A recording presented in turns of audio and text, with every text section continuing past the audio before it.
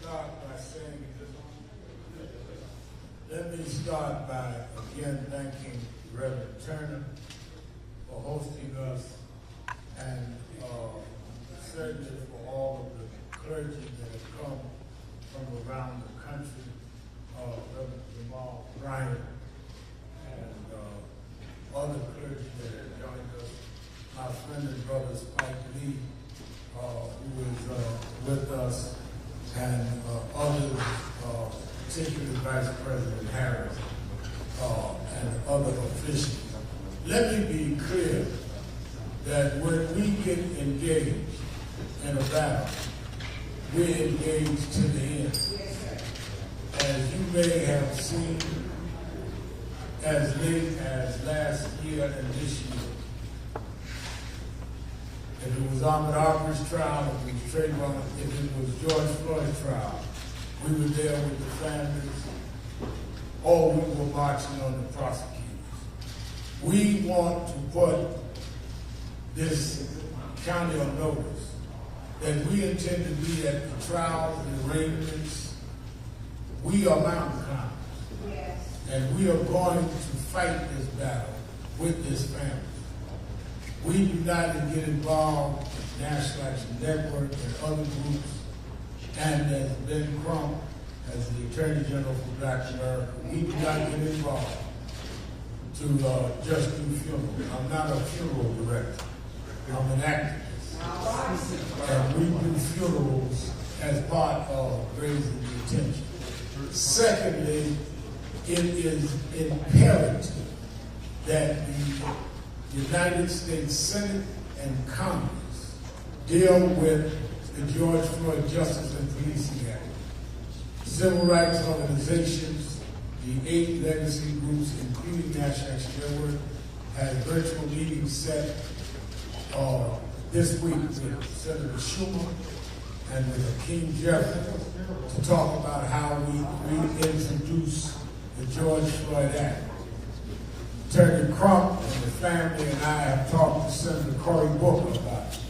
All roads lead to legislation. We are not going to stop until legislation is signed. Yes. Martin Luther King III and Andrea Waters King of the Drum Major Institute and National Action Network is calling for tens of thousands to meet us in Washington on August 26th around continuing the dream, protecting the dream, including the George Floyd bill, which is why we have many of the families fly in. So this is not the end of the funeral, but the beginning of a movement around legislation. As McCarthy meets with the president on the national debt ceiling, we're going to engage them on the debt owed Black America. The Congressional Black Caucus has invited the family members to the State of the Union. We do know the state of our community, and we intend to be diligent about it. I bring Ben Crump and Spike and I to step out, but we're trying to get back on his ice. But we want to hear Attorney General Bill Ben Crump.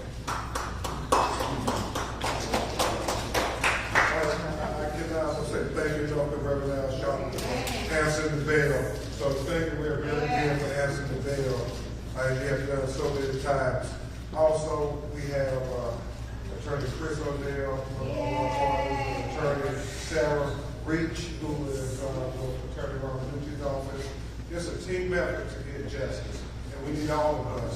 Let's fight in the courtroom, let's fight outside of the courtroom, let's fight in the pulpits.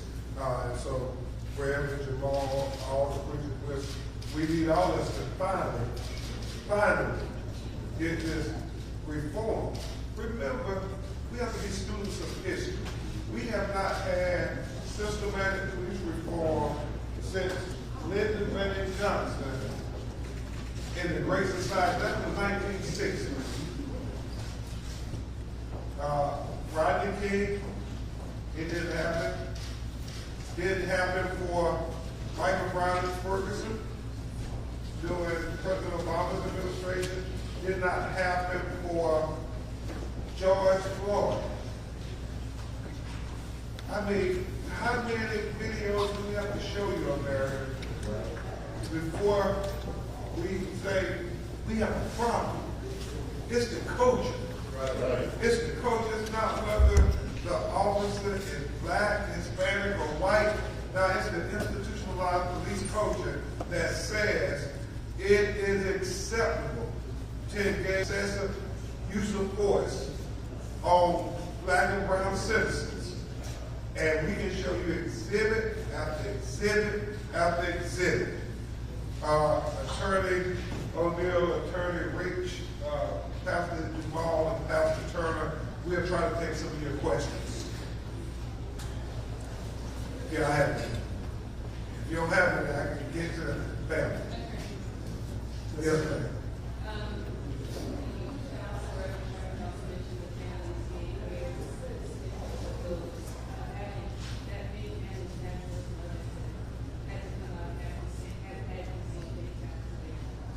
You know, it's so significant to show America that these are not isolated incidents. Right. For years, for decades, they would say, well, black people say the police brutalized us.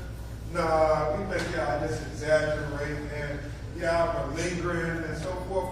We can have scars and bruises, but it didn't matter until we got video. That was the game changer. I told Madam Vice President, I said, whatever we do, we got to continue to fund body cam video because we got to be able to see what's happening. Transparency is the only thing we can depend on. You won't need me to interpret it for you. You won't need Pastor Brown or Pastor Turner, nobody to interpret it for you. You can see it with your own eyes. I told them, video is so important because if we got transparency, then we can get accountability, and then we can get to trust. And that's what it's about. And the blueprint is set down here in Memphis. I don't ever want to hear them say, Attorney O'Neill, that we got to wait a year, we got to wait 2 years like, with Eric Garner and Tamir Rice. They can't say that anymore because the Tyre rule is 20 days. Start counting. When we see a video of the crime, whether it's white police officers or black police officers, that's not the blueprint. And we can't do this just with the black police officers. We got to do this with any police officer brutalize us. Families. Oh, so that's why I want to say that's why the families are so important, because we got to show them these are not isolated incidents, that it is a systematic, it's a systemic problem in America. Falsified police report was released. It was leaked. We ain't going to verify the validity of it being the actual. You see names in there that we haven't seen splashed around the media like the others. What's the status of that investigation?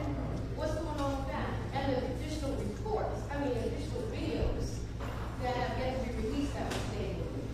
Yeah, just like we stated many, many times, sister, every last one of them on that video need to be held accountable, whether they acted or whether they failed to act.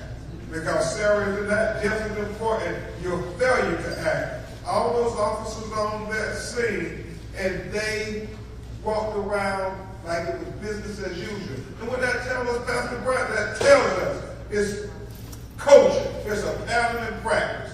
That's our biggest case for pattern and practice. It didn't seem like it was any problem with what they had did to Tyre Nichols. It was business as usual. And we don't have scorpion units in the white neighborhoods. We only have scorpion units in the black neighborhood. And we got to speak truth to power to that. Attorney Crum will build off of that. This was a scorpion unit, a so-called elite unit that had started because of concerns about violent crime and rising. We know those concerns are playing out across the country. What do you make of these types of units, the fact that they're often going to appear in black communities, should the rights of citizens be balanced with concerns about rising? About what? About the concerns about rising crimes. So, they would have you believe that crime only happens in the black communities. Sometimes happens in the white communities. It is, we disproportionately target black and brown communities. And black people, I believe, to proliferate the prison industrial complex. The statistics bear out that, you know, take marijuana for instance. There were many white kids selling marijuana as black kids. But the police slapped them on the wrist. But then they had these jump out boys, these scorpion units. In Atlanta, Fair Bottoms told me they were the red dogs. I mean, and every city in America, they got one of these organized crime units that trample on the constitutional rights of black and brown communities. And, you know, his mother said, Tyre, you was sent for an assignment. And we are trying to figure out what that assignment is. She said she believes there has to be some good that comes out of this. And maybe that's part of the good, that we're going to start calling out these organized crime units that only target the black community. I have never heard of an organized crime unit going to brutalize our white brothers and sisters in their neighborhoods. Show us that video. Attorney Crump, regarding the George Floyd Act, do you see any concessions that can be made that you think would help the bill pass Congress? You know, I was talking with Congresswoman Sheila Jackson Lee. I know Senator Brooker and the family are scheduled to talk. President Biden and Vice President Harris renewed their commitment to say we have to get this bill made into law. And, you know, I guess the art of politics is negotiations. But what we want to see occur is that we enough substance in the George Floyd Justice Policing Act with the Tyre Nichols duty to intervene and the Breonna Taylor prohibition against no-knock warrants to make it where it can prevent some of these hashtags, some of these unjustifiable killings. How many black boys got to be shot in the back running away and the police get to say, oh, I fear for my life, and the judge say, we grant qualified immunity. How many? And so I think it's going to be a negotiation, but I want to believe in my heart, as Reverend Al said doing the youth. You know, the Civil Rights Act of 65 didn't pass overnight. It's a fight. You know, power concedes nothing without a demand. And a quick follow-up. Last two. Then you go get the last one. You mentioned previously intent should file a lawsuit with the SEC about this sort of use. Now that they have been disbanded, is the lawsuit still pending? And if so, when can we expect it to ultimately look? If that was your loved one who was lynched by the police like that, would you believe that the family had a right to bring a civil wrongful death lawsuit? So of course, his family, his son, are going to have a lawsuit filed on their behalf. And it's going to be, as Attorney Ramanucci and I did with the George Floyd case, as we did with Breonna Taylor, Randy Cox in Connecticut.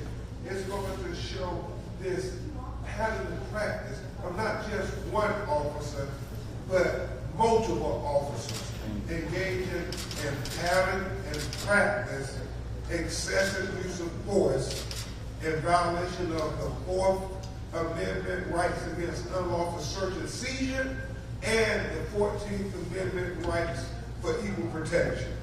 I mean, it is so clear that Tyre Nichols, not just civil rights, but his human rights were violated. Last question.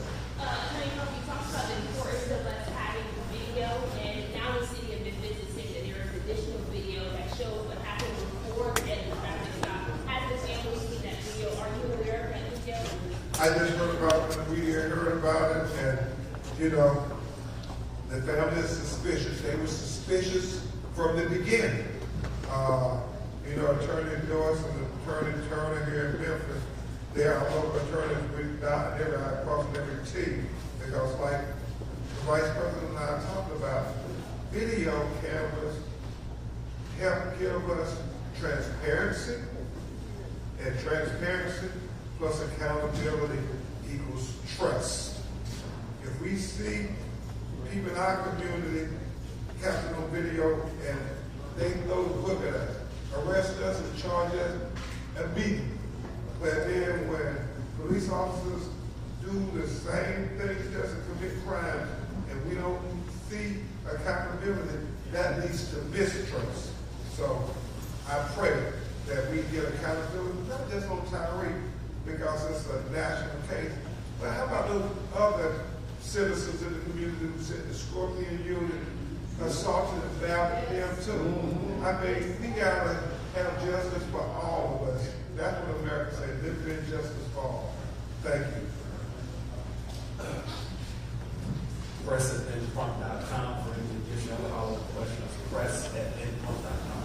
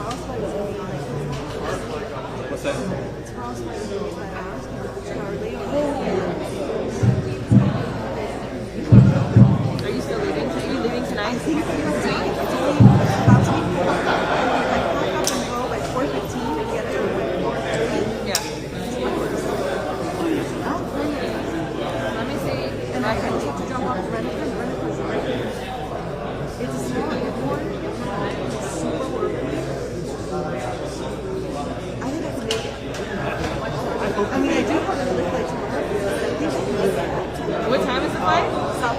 What time is it?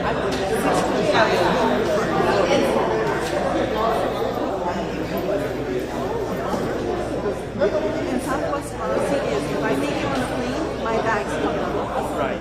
That's what they say. I've got pictures. I know.